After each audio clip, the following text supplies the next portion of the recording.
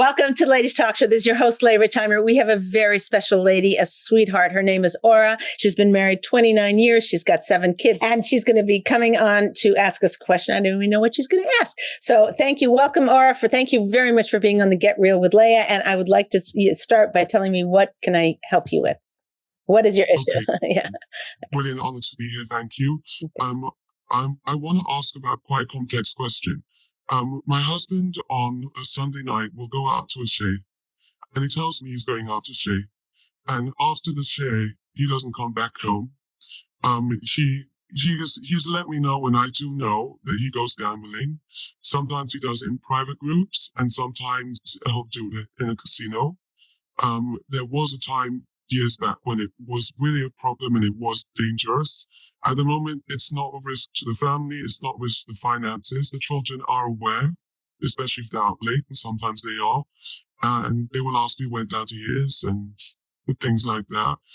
I have experienced and tried and felt every emotion under the sun about it. A question to you is from your perspective, from a shalom bayis perspective, and how I should handle it. Handle what? My feelings, the fact I can't change that he does it, but the fact that he goes out and he just doesn't come home. He can come in 5 in the morning, 6 in the morning, 7 in the morning, and then he'll sleep.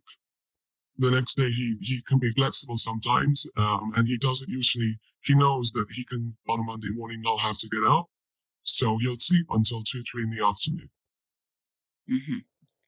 So you should first know I'm not an expert on addiction or on gambling, or, that's completely above my pay scale. It's, so the other people handle that.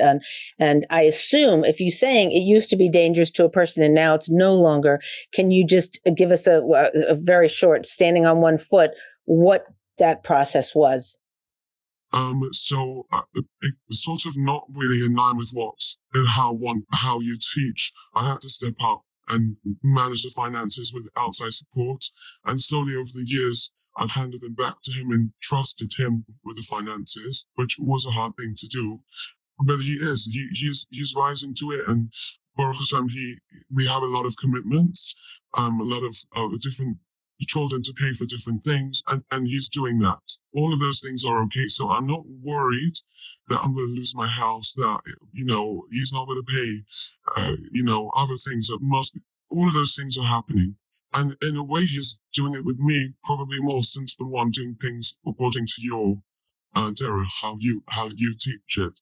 But it's just more managing for myself. By the way, it's Hashem's derech, not mine. Let's be honest. Okay, fine. Okay, good. Yeah. It's about me not getting upset and me managing how to manage for myself to remain that supportive wife and not fall into the hurt, the angry, because then the week from there goes wrong. If I'm upset, he knows I'm upset. He knows I'm sure he's beating himself up. He knows he shouldn't be doing it either. But it's an unhealthy. What he's doing is wrong, but I'm coming from the perspective of what can I do? How can I manage it better for myself? Mm-hmm, mm-hmm.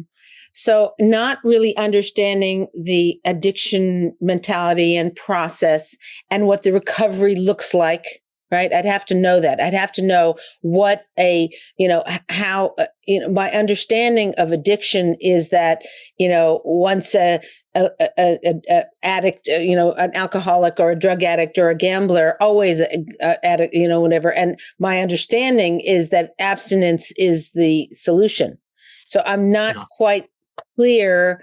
You had advice from people that eventually you could give the reins back to him and that he could still gamble. No. So I'm just confused. Sorry. Yeah. I had people stepped in to help me get everything in order. Right. And the organizations like that were able to help me get back on my feet. Okay. And then when he was in a healthier place and he was managing things in a way that was safe, so to speak. But hold on, but he's still gambling? He does still gamble. So is from the advice you get from the organizations that deal with this. So they're no longer in the picture. They were there at a time of crisis. Why are they no longer in the picture? because we find out we're managing that our house is held together. We didn't have a therapeutic input long term. He had at the time some input which he says wasn't very helpful. I don't know. He has had some therapy since over the years. Again, it doesn't really talk so much about it. But he feels that he manages it, and from my side of it, I don't. Whatever he's been strict. So one of my kids told me, I think they were with him one time, and he told them, if you let me do more than 50, then forget it. Like, that's my limit. So I think he's set up boundaries for himself to manage that he doesn't go over certain amounts. But the addiction, yeah, it's there and it doesn't go away. So I can't change that. But he's not a risk to the family. And I was thinking that probably there are many women that deal with issues that their husband do things that they don't want them to do, and they can't stop or change them. But I'm trying to think, and he's not a risk. I'm not worried of any other aspects of the relationship. And the things that I've done that you teach that is from Hashem and all the hadracha, it really has an impact and it works and it dramatically helps my situation. Like so what? Give me one example of something that you're from this Shalom Bayis Masorah that you're doing that has improved the situation. I just want to let's say the loyalty. Thinking about him differently. Doing the loyalty quiz, or for example,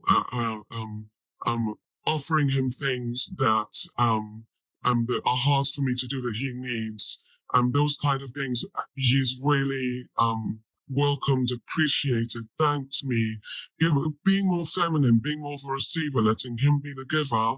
And that all of these things have really, really helped the situation. No question. They've really helped the situation. Mm-hmm. It's just more that when I get upset, it's really hard to be in that place of being the receiver. But I can't change that he does this. I can't stop him from doing it. Right. It doesn't help. It gets worse when I do get upset by it. Right. I'm not worried that it's going to become worse and more problematic, because definitely our relationship has gotten better. Mm-hmm. Mm-hmm. So I'll tell you, when something's volitional, it's a different story. I think you definitely have to get yourself supported by an expert in this field. In other words, it could be that, they say, yeah, well, the fact that he comes home at 5 o'clock in the morning and it upsets you, that is part of the addiction, a person who, I don't know all the syndromes. So I'm unqualified to answer that. But let's say, for instance, so my top recommendation, get on the phone with anybody who is an expert in this field, and run by the scenario you just said. It doesn't affect our family at all, our finances. I feel completely confident. All the obligations he has, he pays. So we're good. They might say, yeah, except you need to watch out for this, these 10 things. I don't know. I'm not an expert in it. Get an expert. Get an expert who can walk you through and hold your hand through those issues. And they might say it's completely fine, but make sure you have a double checkbook that has, I don't know what the tricks of the trade are, but there are tricks of the trade. There are, you're not the first one. Unfortunately, you're not the first one to have this challenge. And, this is, you've got to arm yourself with as many tools as you possibly humanly can in order to be able to go through this in the best possible way. So that's number one. You hear? Okay? Yeah. You're going to get somebody? Yeah. I care. Yeah. I care about you. Whatever else we could discuss here, that I see that as a lifeline for you that you deserve to have. You deserve to have somebody holding your hand through this. The very interesting thing that's happened recently, and this is just a recent shift. One night I was out, it was about 9 o'clock, and 10 o'clock maybe in the evening. I don't have small babies at the moment at home, so my kids are a little bit older. He called up, saying, "Where am I? I should be home." And I said, "I'm out." And I checked before I left that the kids are okay, and whatever they knew where it was, they could call me. It was very interesting that that's a very recent development that he should be at. Where are you? Why are you not home? You mean he wanted you He wanted Yeah, some safety he from came you. home, and Right. I was out, and normally he hasn't come back home at all. All right. So, Right. it was just interesting that he then, So, I mean, you're doing many, many right things because you're making, it's very beautiful. But you have to get ACEs from some advice from somebody who's been there before, whether it's somebody whose husband had that before, or whether it's somebody, an expert or a therapist or whatever. This is crucial for you to have that knowledge and support. So that's really the first thing. The next thing is in terms of how to deal with uncomfortable, this is how my husband is. So I have students whose husband is in a wheelchair. They ain't getting out of that wheelchair. So how do they deal with their resentment that he doesn't do as much in the house as they wished he would? He does, if he decides all of a sudden, he needs to go to the store to get something, like, oh, let's just order it. Let's just, whatever. No. I need it now. I got it, whatever. And so she has to drop her whole life to go and to get him in the car and put his wheelchair where it goes and get in whatever. They have a van, whatever, like, she's dealing with this 24/7. This is a test that, it's a pretty big test from Hashem. How does she deal with the resentment? How does she deal with anger at Hashem for giving her this life? That's not what she signed up for, So all of these issues are crucial to think about in terms of, how is she going to be a mensch in the face of whatever we're dealing with? You have a husband who, just won't stop eating.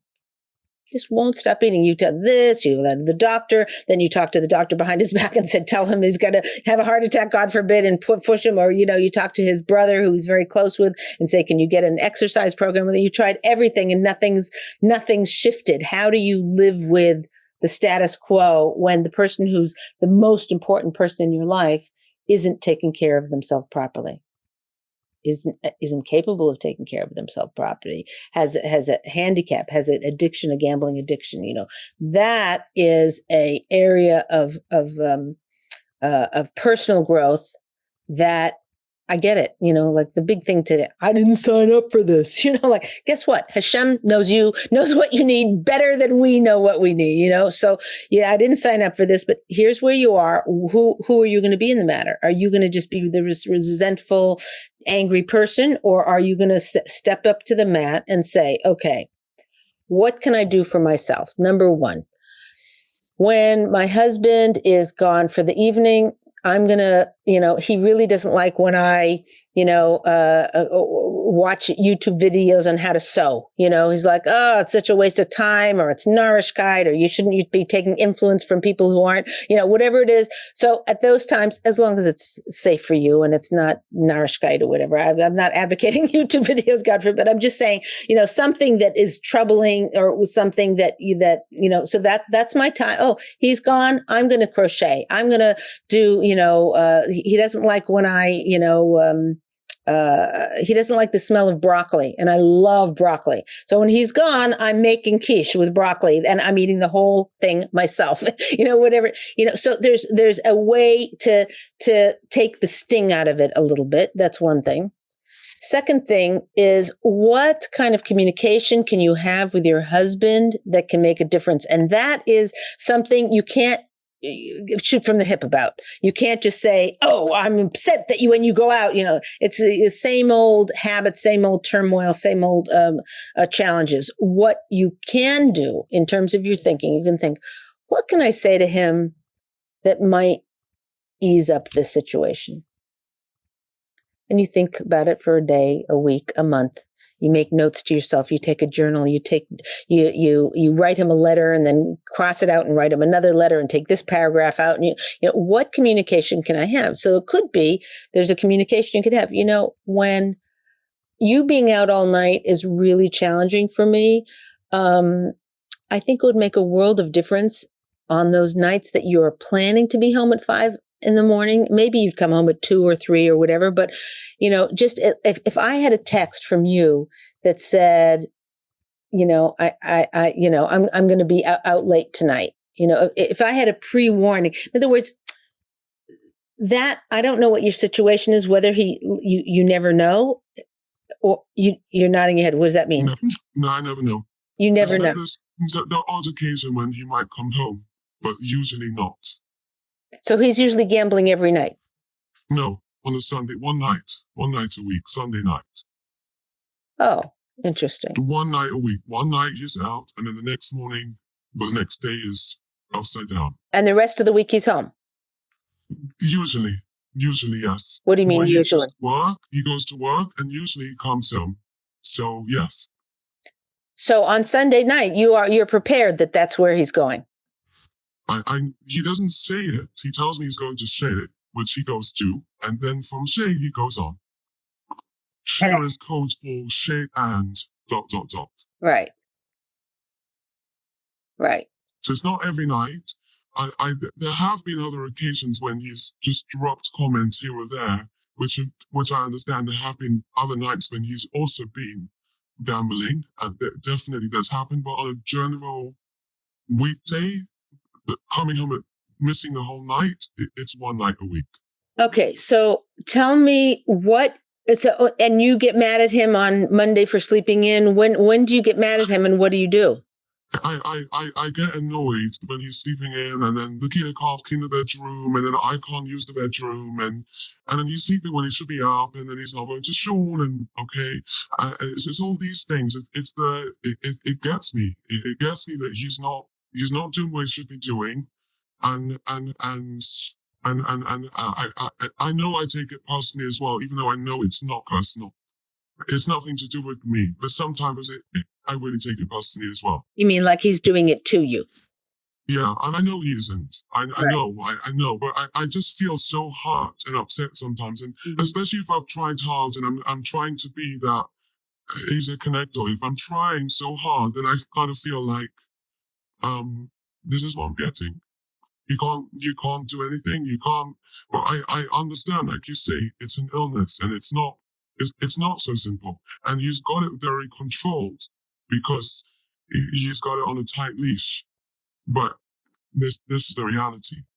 So what kind of conversations have you had with him about this? I've told him I'm upset. I've told him can he let me know where he's going?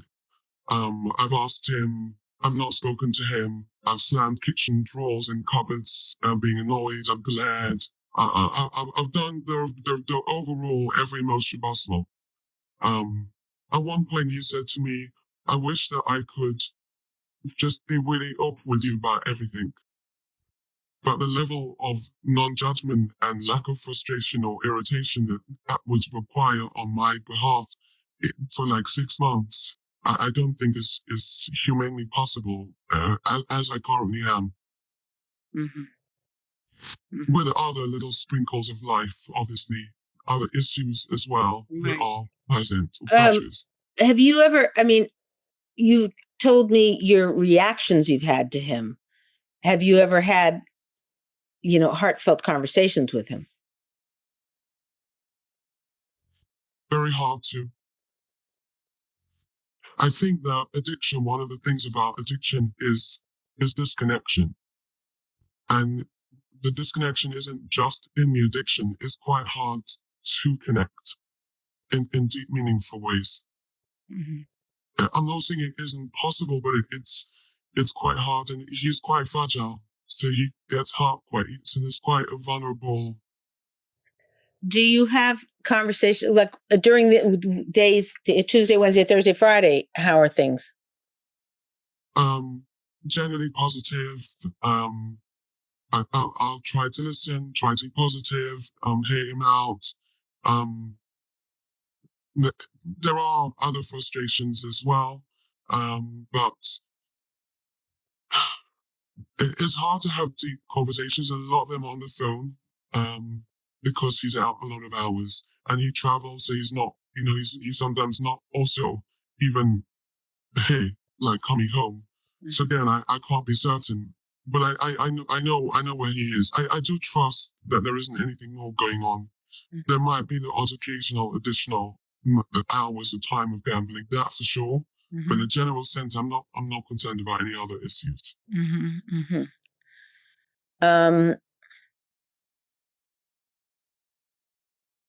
The issue that you're saying, which is a little bit the crux of things, is the fact that there's an inability to connect and have a conversation that is meaningful between the two of you, that could shift things or move things. Did I understand that correctly? I think so, but I think I would really need like to hear a little bit about how I could do it in a way that would be non-threatening to him. Right. Right. So, I'm still struggling with this. I mean, I feel like we need to get an addictionologist on board, to understand really the mechanics of how to do it. I'm going to give you 5 things that you can try. And then I would like, if possible, Aura, if you could bring a dictionologist on the show with you next time, and let's do a show with the 3 of us. Okay, find somebody and say, can you come on the show with Leah and me?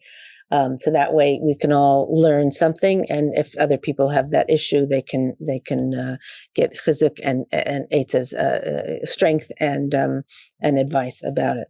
But I'm going to give you the 5 things that you can do that can impact his willingness to open up to you, because you said one thing that was like a game changer, which is, he said, I wish I could share everything with you. You know what I mean? He himself doesn't want to be hidden from you. He himself doesn't want to be separate from you. He himself wants to be closer to you. And that's a beautiful thing. I totally get where you're coming from and your feelings about it. And I don't blame you or judge you or whatever. I think any woman would just be like, I can't deal with this, it's a tough one. But the fact that he wants to be closer to you says it all. So the 5 things are: number 1,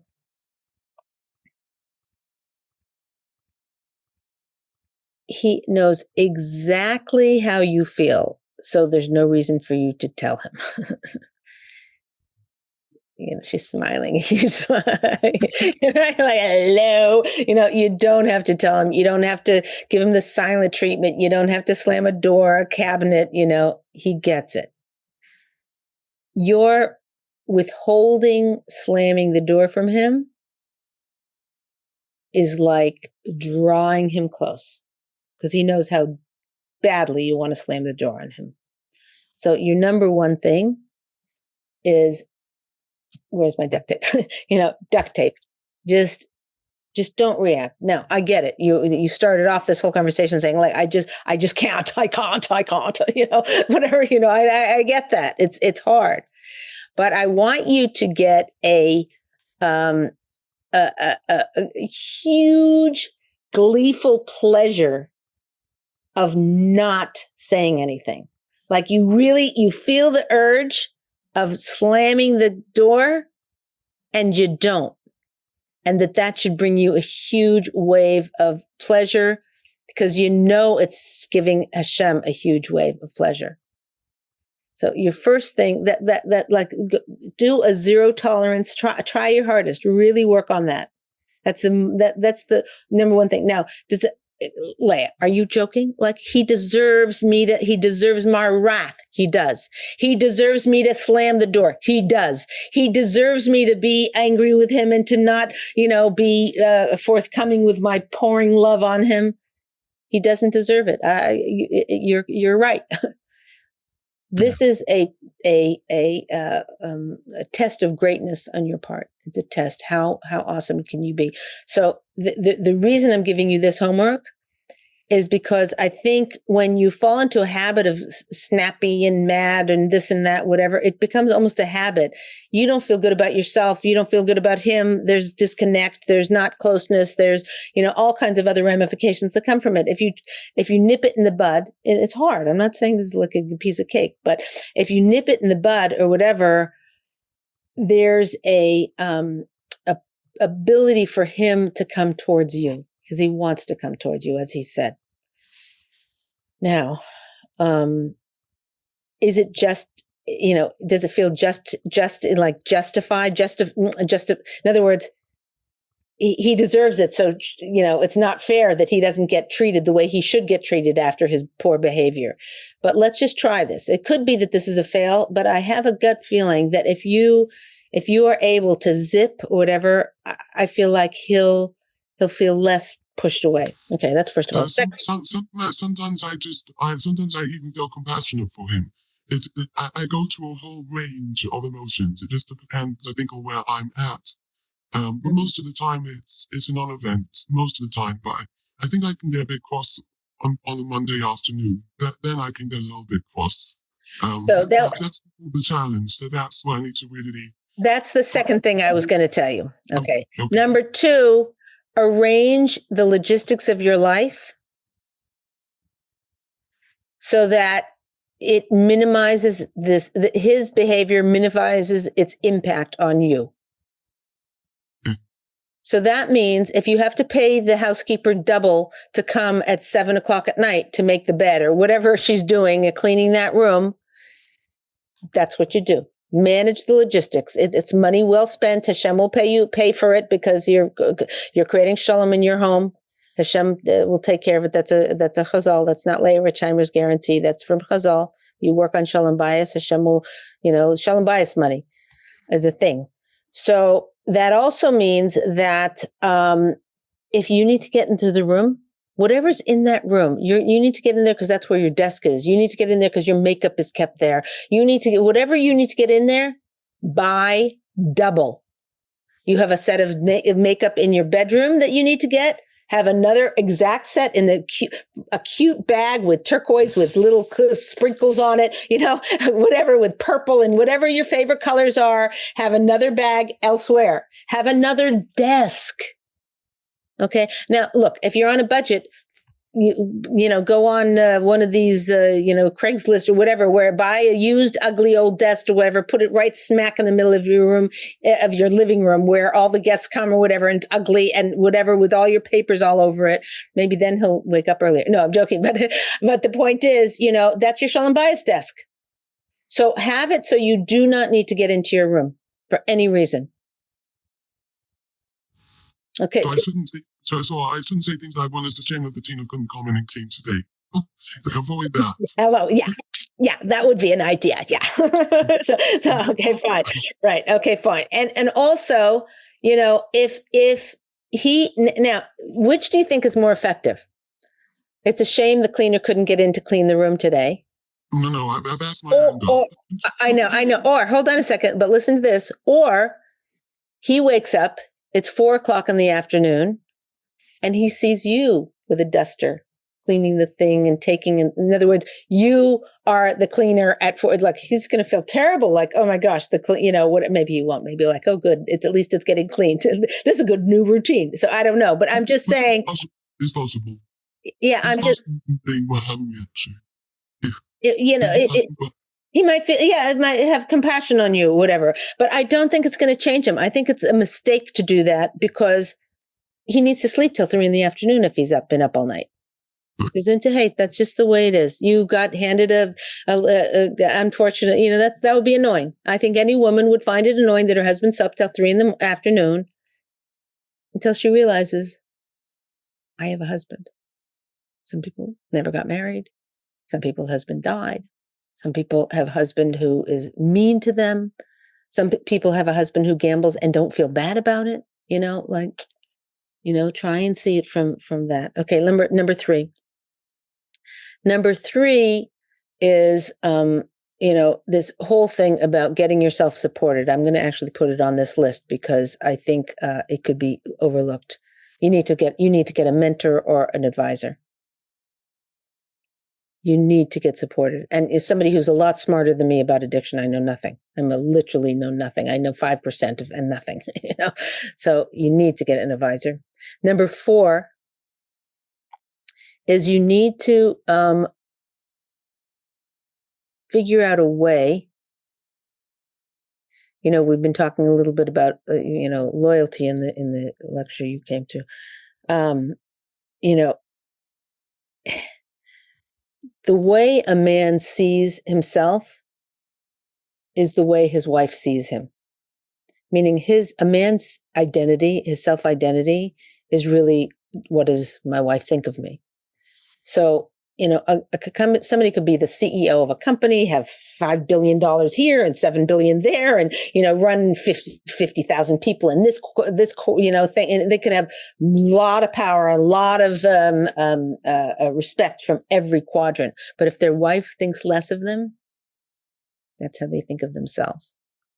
So number 4 is, in every action and thought, try and move yourself to the place of being a woman who thinks very, very highly of her husband. So you got to shift your thinking of how you think of him. Oh, he's just nebuch, he's a gambler. To, he's a great man who has a weakness. Shift everything in your thinking and shift everything in your actions to be ones that have this deep, deep sense that you think highly of him. Okay. And the last one, number 5, have very clear-cut, regular quality time with your husband. I don't care if it's going to Motzei Shabbos out to dinner, getting babysitters. I don't care whether it's once a month going away for a weekend, or Motzei Shabbos leaving and coming home, whatever. Get real, solid, regular quality time with your husband. I think that will do worlds. Not for you. Yes, it might be self-serving, but I think it will be a game changer for your husband in feeling like you're totally there for him.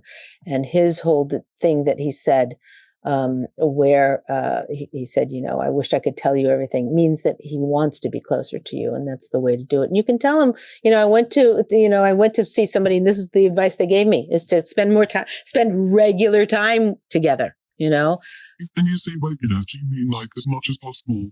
At the same time every week? Is that what you mean? Yeah, we know from our sources that if you say, one time a week, we're going to sit together for an hour, it'll never happen. Whereas if you say, every Tuesday night, that's no matter what happens, I don't care if there's a chasna, I don't care if my sister's getting married, we are going out to dinner together, just the two of us.